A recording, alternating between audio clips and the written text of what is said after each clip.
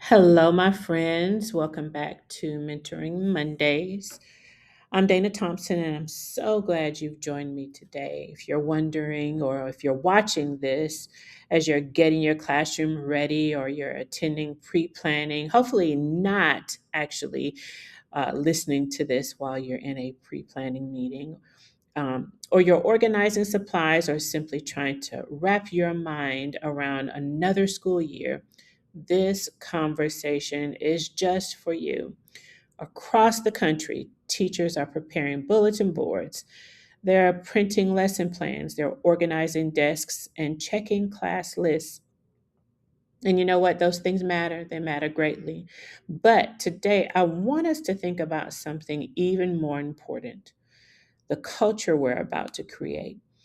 Because long after students forget what was on your welcome bulletin board, they will remember how they felt when they walked into your classroom on the very first days. So, the title of this one is The First Days Set the Tone, because the culture you build matters more than the rules that you post.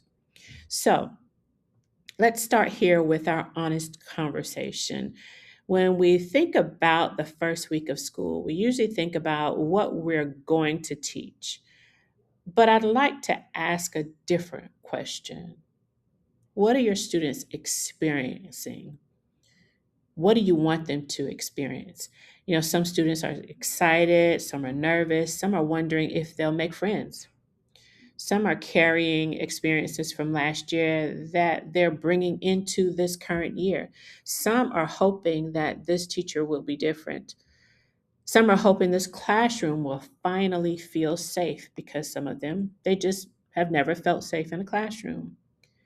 They're asking questions they may never say out loud. Do I belong here? Will my teacher know my name? Is it safe to make mistakes? Will someone notice if I'm having a hard day? Those questions begin shaping classroom culture before we ever teach our first lesson. And as a military kid, I can really attest to that, moving from place to place. And of course, I haven't moved as much as many others have, but I do remember feeling that way, feeling like, will I fit in and will people understand who I am and what I'm about? So let's dig into this a bit and really see and discuss some of the aspects of those first days of school. So, here, the biggest misunderstanding. Please don't misunderstand me about this. Procedures matter. They absolutely matter. And as a former building administrator, procedures are what it's about, because it keeps the ball rolling. We have to make sure that students are safe and that they're learning. Routines matter. The expectations that we put out, they matter, but those things become much more meaningful when students understand the why behind them. Rules create order, relationships create trust, and trust makes learning possible. I've walked into classrooms that were perfectly quiet, but students weren't connected, and you could tell based on the vibe that you have in the classroom or that you feel walking into that classroom. I've also walked into classrooms filled with conversation, collaboration, and joy because students trusted the adult leading them. That's the kind of culture we're trying to cultivate. Now, don't misunderstand me. Quiet classrooms have their place. So, when I'm walking into a quiet classroom, it doesn't always mean that they're disconnected. But what if that's exactly what it means? Have you ever thought about that? So, I was jotting down some things as I was thinking about this episode today. I wrote something down and I want to share it with you. Students rarely remember every procedure you teach during the first week. Sometimes they don't even remember the clothes that they had on. But they never forget how you made them feel. When I think back over my years in education, I don't remember every bulletin board. I don't even remember every seating chart, but I do remember classrooms where students felt safe. I could tell by their expressions, their demeanor, their body language told me all of that.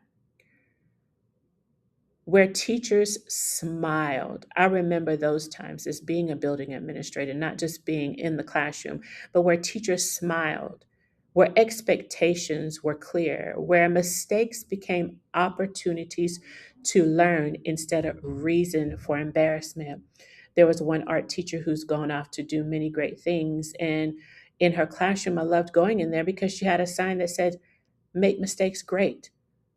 And that's what we would want them to do because it's a learning opportunity for them. That's the environment I hope every educator intentionally creates this year. So I want you rather to take with you 5 things students need during the first week. Okay. You see here it says to feel welcome, to feel safe, to feel heard, to know what's expected, and to know they belong. If I can encourage every teacher to focus on just these 5 things during the first week, that's what these would be. We want them to feel welcome. Learn their names, smile, notice them. Students need to feel safe, not just physically, but emotionally. Students need to feel heard. Invite their voices into their classroom. One of the things I like to communicate to them that I want them to be able to grow into, and that's to be comfortable hearing their own voice. Some of them are not, they're not like me, right?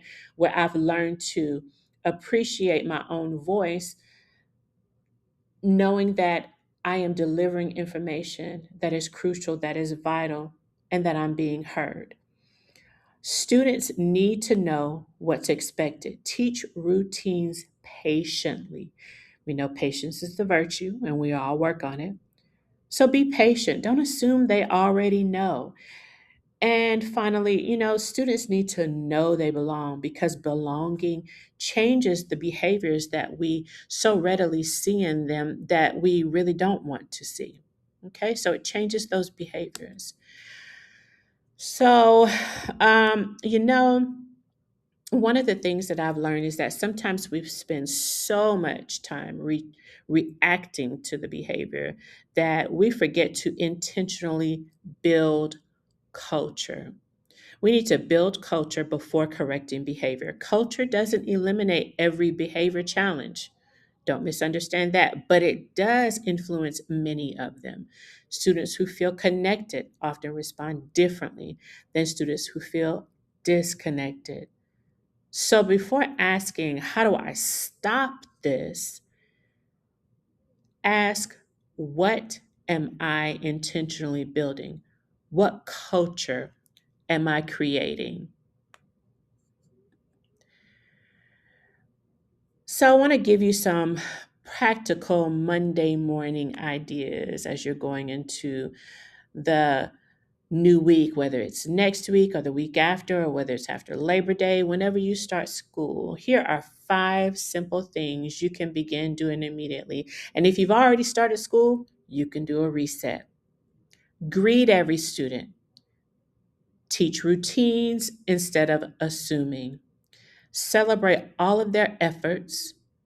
Learn something personal about every student. And I want to challenge you to even learn something personal about those educators around you because some of the educators in those buildings are feeling the same way that the students feel.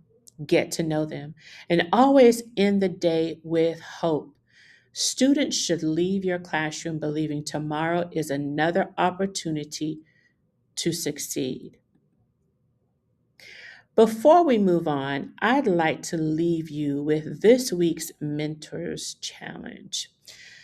Me, as your mentor, I want to have you to sit for a moment and ask yourself, what will my students remember about the way they felt in my classroom this week?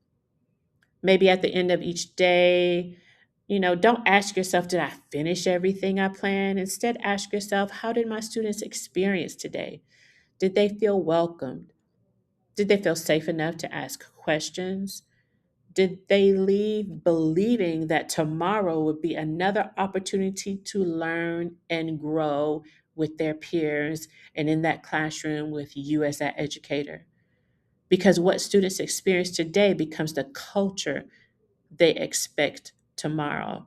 It's establishing those norms in those classrooms, not just regarding what you expect them to do when they're writing their name on their paper or when they're submitting their work to you, but what you expect in those normal interactions that they have with each other and with you.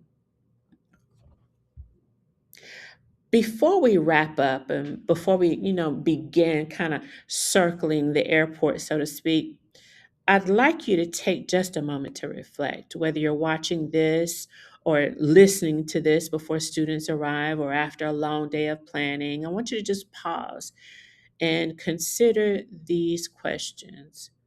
What do I want my students to feel when they walk into my classroom?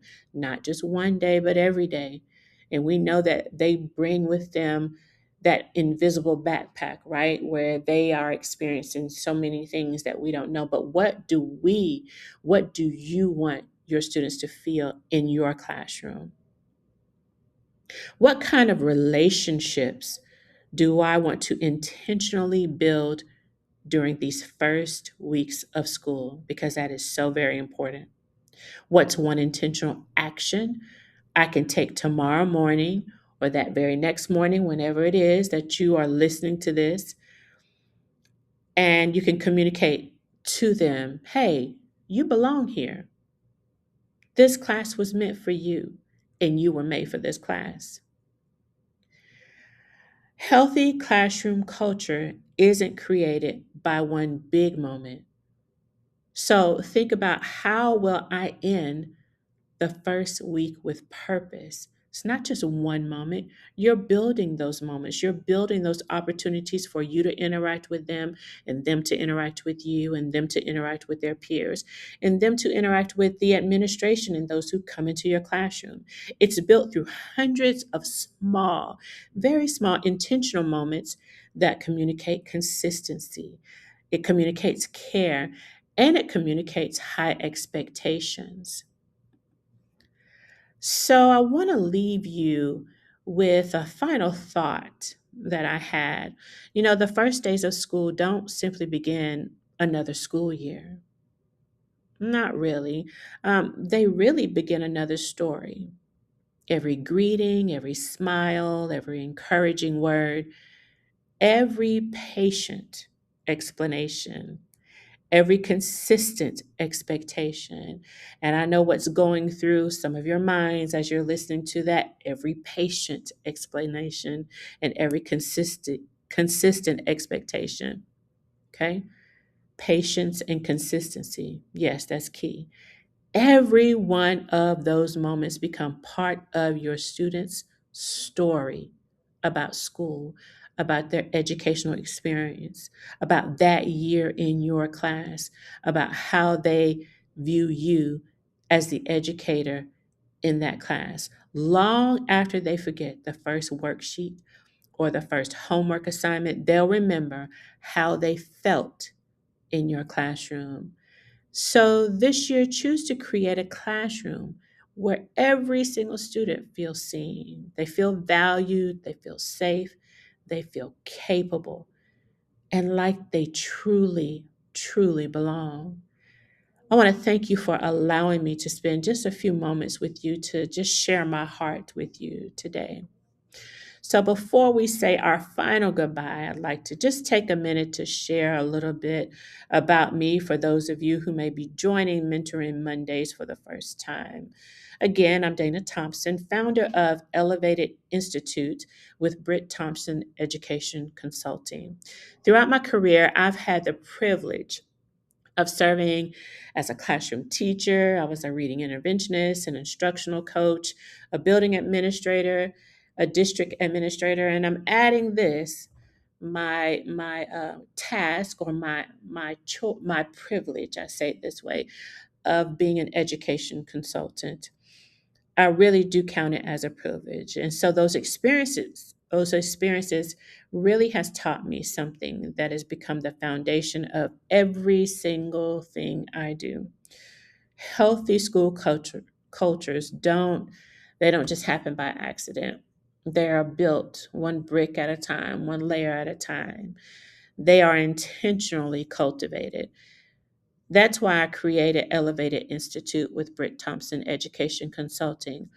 Our mission is very, very, very simple. It's to help educators, school leaders, and school systems cultivate healthy school cultures that improve adult well-being, and they strengthen the instruction, and they also increase student success.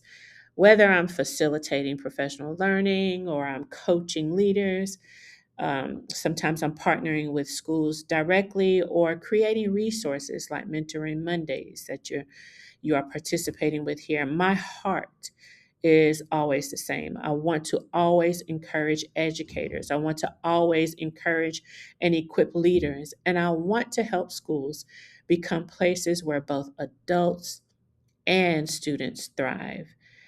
If that mission resonates with you, I'd love to stay connected.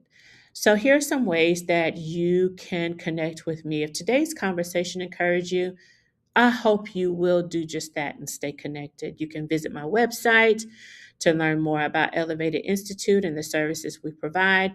You'll also find additional resources created specifically for teachers, instructional coaches, principals, and district leaders. I'd also love, love, love for you to join my email community where I share weekly encouragement, practical leadership insights, classroom strategies, and some exclusive resources designed to support educators throughout the school year. So you can access that right there with that QR code that you're looking at. You can also connect with me on YouTube, where you're connected with me right now, of course, and then LinkedIn, Facebook, and Instagram. If you found value in today's episode, would you do me a favor, please, and subscribe to the channel? Share this episode with another educator and leave a comment below letting me know one thing you're intentionally doing to build a healthy classroom culture this year. I would absolutely love to hear from you. Thank you for spending part of your day with me. I'm cheering all of you on as you begin this new school year. So until next Monday, keep cultivating healthy school cultures, one relationship at a time.